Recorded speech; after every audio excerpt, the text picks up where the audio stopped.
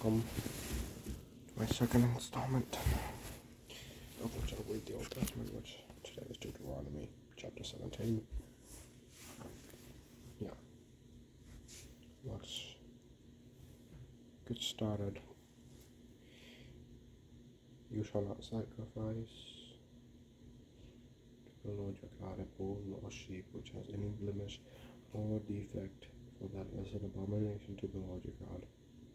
If there is found among you within any of your gates, which the Lord your God gives you, a man or woman who has been wicked in the sight of the Lord your God, in transgressing his covenant, who has gone and served other gods and worshipped them, either the sun or moon, or any of the host of heaven, which I have not commanded,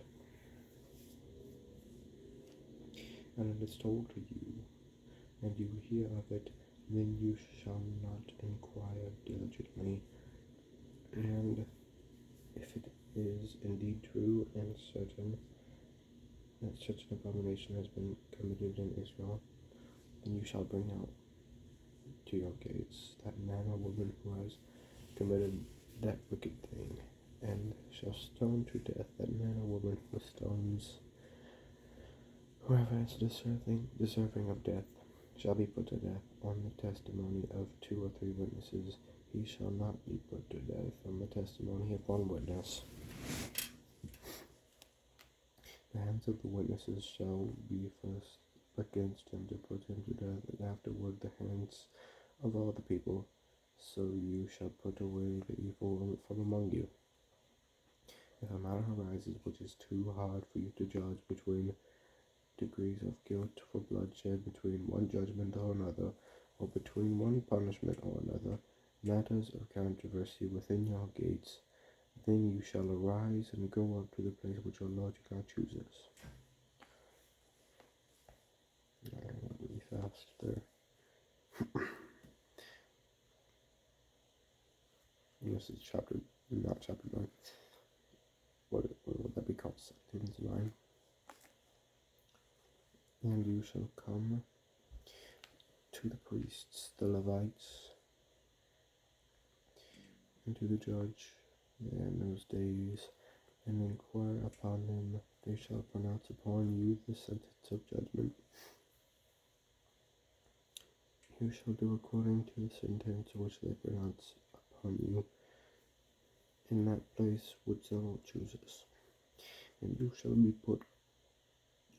be careful to do according to all that they order you, according to the sentence of the law which they instruct you, according to the judgment which they tell you, you shall do. You shall not turn aside to the right hand or to the left from the sentence which they pronounce upon you. Now the man who acts presumptuously and will not heed the priest who stands to minister there before the Lord your God, or the judge, that man shall die, so you shall put away the evil from Israel, and all the people shall hear and fear, and no longer act presumptuously.